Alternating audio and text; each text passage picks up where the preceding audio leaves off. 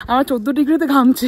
এত কঠিন ট্রেক যে শেষ করতে ঘাম ছুটে গেল। আমাদের কানাডার বাড়ি থেকে রকি মাউন্টেন মাত্র 1 ঘন্টার রাস্তা। সেটা যেন রং তুলিতে আঁকা একটা ক্যানভাসের মতো সুন্দর জায়গা। আজকে 22,000 স্টেপ হেঁটে 6 কিলোমিটার উপরে উঠে দেখতে পেলাম এই অসম্ভব সুন্দর জায়গাখানা। তাই জন্য ভাবলাম ব্লগটা প্রথম থেকে শুরু করি, কিভাবে পৌঁছালাম এখানে। কানাডার ক্যালগারি শহরে যেখানে আমরা থাকি সেখান থেকে রকি মাউন্টেন মাত্র গাড়িতে 1 ঘন্টা লাগে।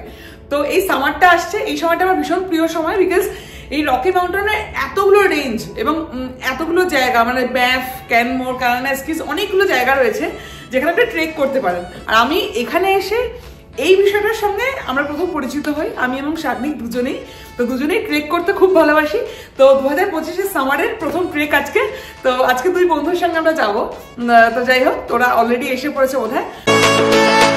হাই, আমি অর্জমা, বেঙ্গলি গার্ল ইন কানাডার নতুন একটি ব্লগে তোমাদের সবাইকে স্বাগত। কেমন হালচাল, কেমন কাটছে দিনকাল? আশা করছি তোমরা সবাই খুব ভালো আছো। তাই ভাবলাম চলো আজ একটা নতুন গল্প করি তোমাদের সঙ্গে।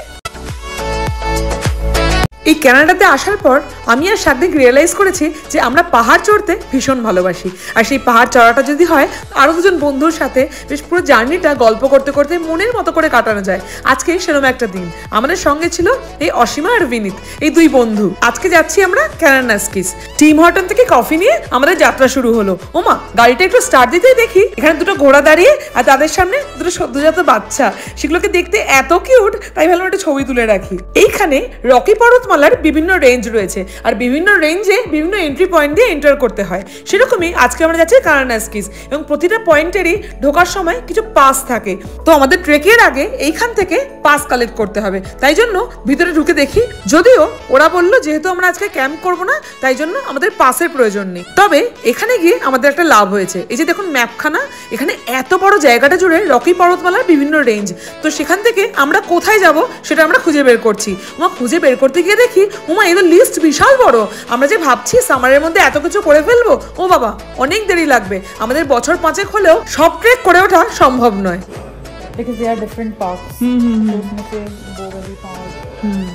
এইবার ফাইনালি আমরা যাচ্ছি ট্রেক করতে। তো কোথায় যাবো ট্রেক করতে? ব্যারিয়ার লেকের পাশ দিয়ে একটা ট্রেক রুট উঠে গেছে। তাই জন্য গাড়ি করে আমরা ব্যারিয়ার লেকের সামনে যাব। সেখান থেকে শুরু হবে আমাদের যাত্রাপথ।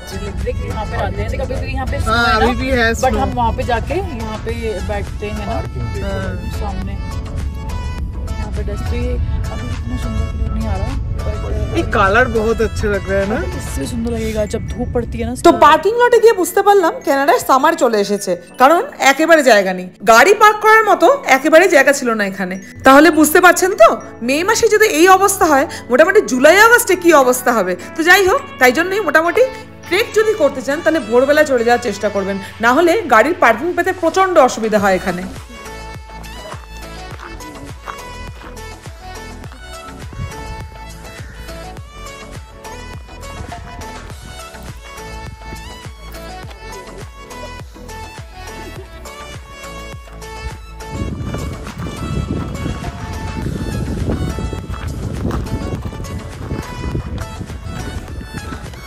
पहले में ना इसमें मैं स्लिप कर जाती थी।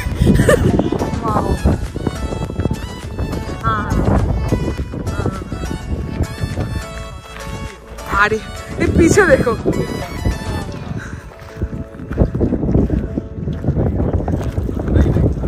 এটা হলো ব্যারিয়ার লেক। আমরা যেখানে যাচ্ছি তার প্রথম ভিউ পয়েন্ট এটা। এই সময়টা এত সুন্দর লাগে। এই প্রথম কথা হলো পাহাড়ের শ্যাডোটা পড়েছে, এই জায়গাটা আমার অসাধারণ লাগে। অ্যান্ড তারপরে পাহাড় থেকে এই যে চুঁয়ে চুঁয়ে বরফটা পড়ছে, আর কিছু বরফ এখনো ধারে রয়ে গেছে। এই সাদা জিনিসটা দেখতে যে এত অসাধারণ লাগছে, কি বলবো, দারুণ। যাই হোক, তো আমরা এখন ট্রেকিং করছি। আমরা 2জন এখানে, আর আমাদের বড়েরা ঠিক এইখানে আমাদেরকে ছেড়ে চলে গেছে। ওদের কোনো টেনশনও নেই। এই যে 2জন এইখানে যাচ্ছে, আমরা এখনো এইখানে। चलो ग्लेशियर फेट लेके है, तो ये पूरे साल ही ठंडी रहती है। কি সুন্দর রাস্তাটা। আমরা প্রথম হাইকটা শুরু করলাম, যদি আজকে 4 ঘন্টা হাইক করব। তো আমরা আর এই 2 বন্ধু আমাদের সঙ্গে রয়েছে। তো আমরা আজকে সুন্দর করে কত দূর যাচ্ছি এবং রাস্তাটা কেমন সেটা দেখাবো। বাট আমি এইটুকু আসতে গিয়ে মোটামুটি হ্যাঁ করছি। তো আমি উপরে উঠে কী করবো জানি না, এবং উপরে উঠতে পারবো কেউ জানি না, কারণ উপরটা দেখতে পাচ্ছি বড়। তো আই ডোন্ট নো, বাট আমি খুব এক্সাইটেড। चल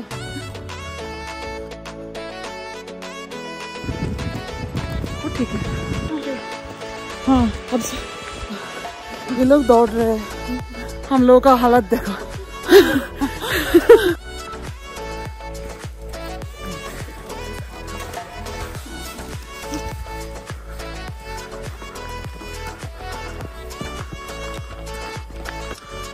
দেখুন, कुछ पाने के लिए कुछ तो होना ही पड़ता है ना। এত সুন্দর ভিউয়ের জন্য এই কষ্টকর হাইকটা তো করতেই হতো। এই লম্বা রাস্তাটার মধ্যে কোনো রেস্টুরেন্ট ক্যাফে কিছুই নেই, তাই জন্য খাবার দাবার বাড়ি থেকেই বেঁধে নিয়ে যেতে হয়েছিল। আলটিমেটলি সোয়েটার পরে শুরু হয়েছিল, उसके बाद মানে দেন তারপরে সোয়েটার খুললাম, জ্যাকেট খুললাম, এখন এই অবস্থা মোটামুটি।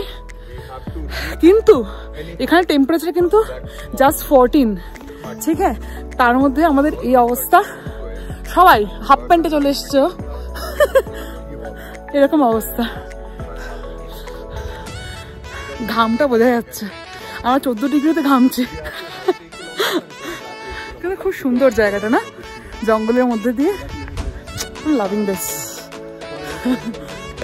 এই হাইকটা প্রথম থেকেই স্লোপ অনেক বেশি ছিল, তাই জন্য আমরা হাঁটা শুরু করা থেকেই হাঁপাতে শুরু করেছি। তবে এখানে হাইক করে একটা জিনিস লক্ষ্য করেছি, আমরা প্রথমে যতটা হাঁপাতে থাকি, একটু হাঁটতে শুরু করলে সেটা দেখে অ্যাডজাস্ট হয়ে যায়, ফলে কষ্টটা একটু কম হয়। তবে দুই দিকে লম্বা সবুজ গাছে মোড়া রাস্তাটা এত সুন্দর ড্রিমি ছিল যে হাঁটতে বেশ ভালোই লাগছিল।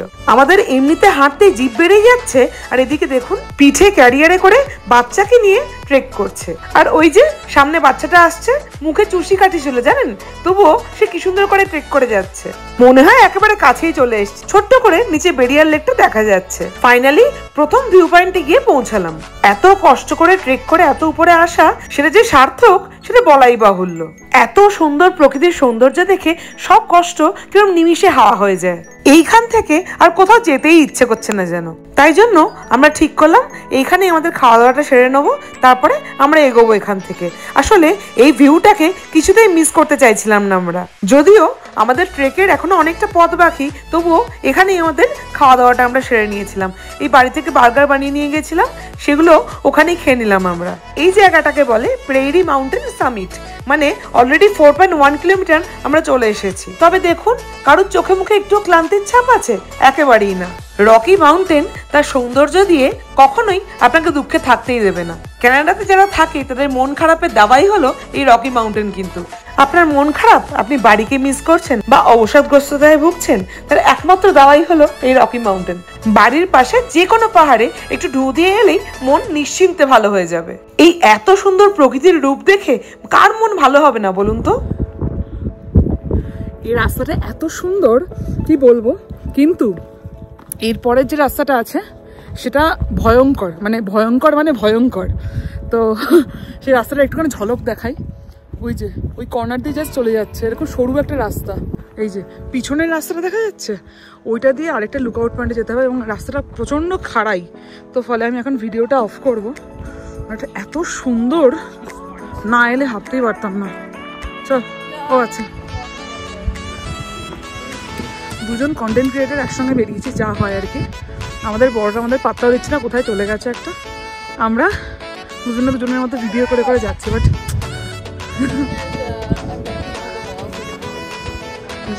Loving this road. ওই যে দেখা যাচ্ছে দূর থেকে আমাদের বড়দের। বাহ,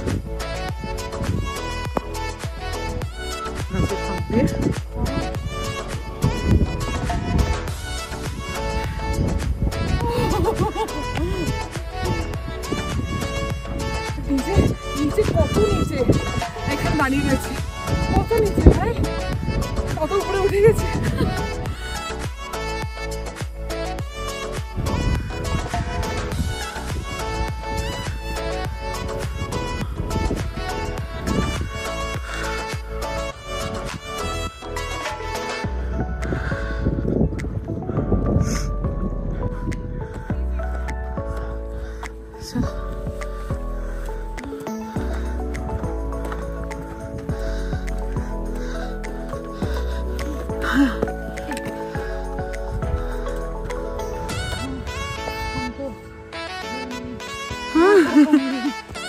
এরপর এইখান থেকে শুরু হচ্ছে আসল খাড়াই রাস্তা, যেখান থেকে আমরা যেতে পারিনি, না চেষ্টা করিনি এমনটা নয়, তবে রাস্তাটা সত্যিকারের সরু ছিল। জাস্ট পাহাড়ের গায়ে কয়েকটা পাথর, সেই পাথরগুলো বেয়ে বেয়ে উঠতে হবে, এক সাইডে খাদটা পুরো দেখা যাচ্ছে। এইবার শাগনিকের হাইটে দেদার ভয়, তাও চেষ্টা করেও এত দূর উঠেছিল, তবে অসীমা এখানে পুরো এই বরফের মধ্যে স্লিপ খাচ্ছে দেখে সেখানে ভয় ও আর যেতে চায়নি। আর মাত্র 10 মিটার ছিল, ওরা উঠেছিল উপরে, আমরা যাইনি। ওই রাস্তা দিয়ে শাগনিকের একা ফেরাটাও চাপ ছিল বেশ। গিয়ে দেখলাম যেটা এখনো বরফ পুরোপুরি গলেনি, ফলে অসীমান স্লিপ খাচ্ছিল।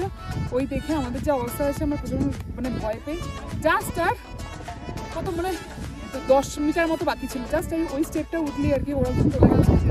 আমরা কষ্ট করে এখানে চলে এসেছি, বাট এই যে ভিউটা, আমরা এখন এখানে বসবো, অসাধারণ অসাধারণ। হ্যাঁ, এখানকার সবাই কি খুব মানে স্টিফ, মানে ইনক্লাইনটা অনেক বেশি আর কি, যেটা যে কারণে খুব টায়ার্ড হয়ে যায়। তারপরে গিয়ে যে ভিউগুলো দেখা যায় না, তার মধ্যে একটা ওয়ান অফ দ্য ভিউজ এইটা দারুণ দারুণ। চল আমি বসি।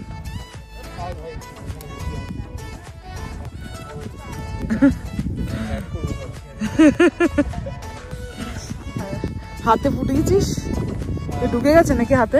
এটা কাঁটা ঢুকেছে তখন ধরতে গিয়ে। হ্যাঁ, আমারও তো এগুলো খুব কাঁটা গাছ, ভেতরে ঢুকে গেল। দাঁড়া, বের কর।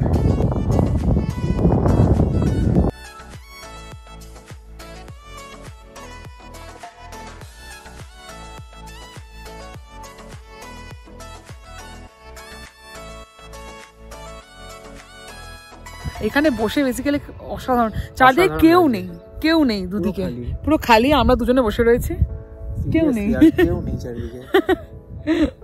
অসাধারণ লাগছে, অসাধারণ। আমরা যখন প্রথমবার এলাম তখন এখানে লোক ছিল, হ্যাঁ এখন লোকজন একদম নেই। আমাদের বিয়ার স্প্রে আছে আমাদের সঙ্গে। ও হ্যাঁ, এই যে দেখাই বিষয়টা, এইটা আমাদের ট্রেকিং করতে গেলে অবশ্যই রাখতে হয়, উইচ ইজ বিয়ার স্প্রে। তো আমাদের এখন আপাতত কেনা হয়নি, এটা অসীমাদের দুখানা ছিল, একটা আমাদের সঙ্গে আছে, একটা ওদের সঙ্গে আছে, ওরা যেহেতু উপরটায় গেছে। তো এখানে একদম কেউ নেই, তো সেই হিসেবে দেখা যায় বিয়ার বাবাজির দেখা যায় কিনা, দেখা যাক। বাট আমার মনে হয় না, ওই তো পিছনে লোক আসছে। এটা নর্মাল হাইকের জায়গা, তো প্রচুর লোক। আজকে এমন অবস্থা হয়েছিল ওখানে গাড়ি পার্ক করা যাচ্ছিল না, তো এখানে আমার মনে হয় না আজকে বিয়ার ফিয়ার দেখা যাবে বলে। আমরা দেখেছিলাম একবারই সেই মিনেমঙ্গা যাওয়ার সময়, রাইট? হ্যাঁ, মিনেমঙ্গা যাওয়ার সময় তবে দুটো বিয়ার ছিল, একটা বড় একটা ছোট।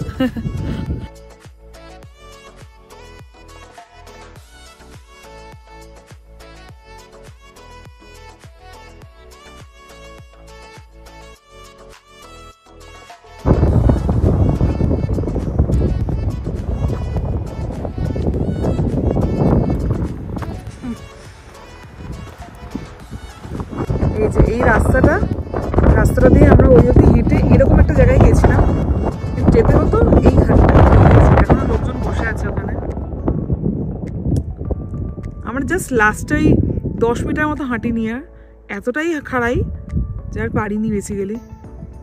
তো আমরা মোটামুটি এরকম জায়গায় গেছিলাম আর কি, এরকম জায়গায় গেছিলাম, তার ব্যাক করেছি।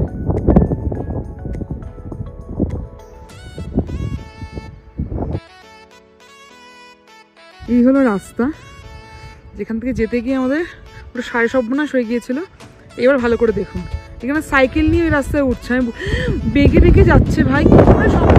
তৈরি সার্কাসও মানে এর চেয়ে মানে ইজি হয়, পুরো একটা দিক খোলা, ও সাইকেল নিয়ে চলছে, বাপরে বাপ। তারপর হাইক থেকে ফিরে অসীমা নিজের বানানো চিকেন কাবাব খাইয়েছিল আমাদের। সে যে কি সুন্দর খেতে হয়েছিল, তার সঙ্গে ছিল একটা হাড়িয়ালি চাটনি। উফ, মানে জমে গেছিল যাকে বলে। তবে এই ট্রিপে আরেকটা জিনিস জমেছিল, সেটা হলো শাগনিক আর বিনীত, মানে অসীমার হাজবেন্ড, ওদের দুজনের বন্ধুত্বটা জমেছিল দারুণ। ফলে ওরা দুজন ট্রেক করেছে পুরো আলাদা আলাদা ভাবে, একদম আগে আগে চলে গেছে। আমি আর অসীমা আলাদা আলাদা করে পুরো ট্রেকটাই ঘুরেছি। তবে ভালোই হয়েছে, ওরা ওদের মতো গল্প খুঁজে নিয়েছে, আমরা আমাদের মতো গল্প করেছি। এই দেখুন না, ফেরার সময় কোথায় চলে গেছে ওরা। এই যে সামনেও কেউ নেই, পিছনেও কেউ নেই, এই যে আমরা দুজন এখন হাঁটছি। তাহলে রোদটা উঠেছে, এখানে যে কোনো সময় আর কি ভাল্লুক টাল্লুকের দেখা পাওয়া যেতে পারে, তার জন্য আমরা যদিও প্রিকশন নিয়ে রেখেছি, কিন্তু ওই আর কি দেখলে আর কি চেঁচামেচি শুরু করবো আমি ভয়ে। शॉर्टकट लेके आए हम लोग। हम भालू देखा? हाँ देखा तो ऐसे नहीं बोलते, और भी ज्यादा एक्साइटेड रहते तुम। ये क्या है भाई? वहाँ से जब देखे हम लोग को तब बोलते अगर एक्साइटेड नहीं, हमारे डर गए हम। ऐसे भालू देखे होते পুরো সামনে কেউ নেই, পিছনে কেউ নেই, ঠিক আছে, ওইখানটা দূর থেকে দেখতে পাচ্ছি। तो नहीं था तुम लोग के पास तो। হ্যাঁ হ্যাঁ मेरे पास है। अरे मारा नहीं भाई, बहुत दूर तक तो भाग भाग के आगे हाँ। थे। हम तुम्हें बोल रहे कहाँ है लोग खड़े हैं वहाँ पे। देख के लग रहा है कि नहीं भालू देखे हैं। फोटो देख लो। फोटो दिखाती हूँ मैं। हाँ दिखाओ, फोटो दिखाओ। ভেবেছিলাম এই যে আগে আগে চলে এসেছি, আমরা পরে পরে এসেছি, এসে গল্প দেবো যে আমরা ভাল্লুক দেখেছি। তারপরে কি বললো জানেন ওরা, ভাল্লুকের যদি দেখাও পেতাম আমরা, আমাদের ভয় নাকি ও দূরে চলে যেত। আমরা নাকি এত বকেছি যে আমাদের কথা শুনে ও দূরে চলে যেত। ভাবুন তো, এই এত অপমান সহ্য করা যায়? যাই হোক, আমরা এবার হাঁটতে হাঁটতে একদম পাহাড়ের নিচটায় চলে এসেছি। এই যে পাহাড়টা দেখা যাচ্ছে নিচ দিয়ে, আস্তে আস্তে গাছে পাতা আসছে, পুরো মেঘ পড়ে আছে যাকে বলে। তো আমাদের ট্রেক মোটামুটি শেষ। এবার এই সিধা রাস্তা ধরে আমরা গাড়ির সামনে যাব। যদি আমাদের বড়দের আমরা এখনও দেখতে পাচ্ছি না। এটা আমাদের পুরো ট্রেকের মধ্যে আমরা দুটো গ্রুপে আলাদা করে ভাগ হয়ে গেছিলাম। যদি কোনো রকম, এবং এই ট্রেকের মধ্যে প্রচুর বিয়ার দেখা যায়, বহু লোকে দেখেছে। যদি কোনো রকমভাবে কেউ দেখতে পেতো বিয়ার, ওরা বা আমরা, কিছু করার ছিল না, বিকজ ওরা ওদের মতো ঘুরছে, আমরা দুজন আমাদের মতো ঘুরছি। কিন্তু কি সুন্দর লাগছে না? বাবা অবশেষে ধন্য হয়ে গেলাম, দেখলাম কি আমাদের জন্য বসে আছে তবু। যাই হোক, আমাদের ট্রেক শেষ, আমরা মোটামুটি বাড়ির দিকে রওনা দিয়েছি এবার। তবে অনেক দিন বাদে ট্রেক করলাম তো, 22,000 স্টেপ হওয়ার পর মোটামুটি পায়ে যা ব্যথা হয়েছে সে আর কি বলবো। তবে ভিডিওটা কেমন লাগলো অবশ্যই জানিও কিন্তু কমেন্টে, আর ভালো লাগলে আমার চ্যানেলটা একটু সাবস্ক্রাইব করে দিও প্লিজ। দেখা হচ্ছে পরের ব্লগে, আজকের মতো বাই।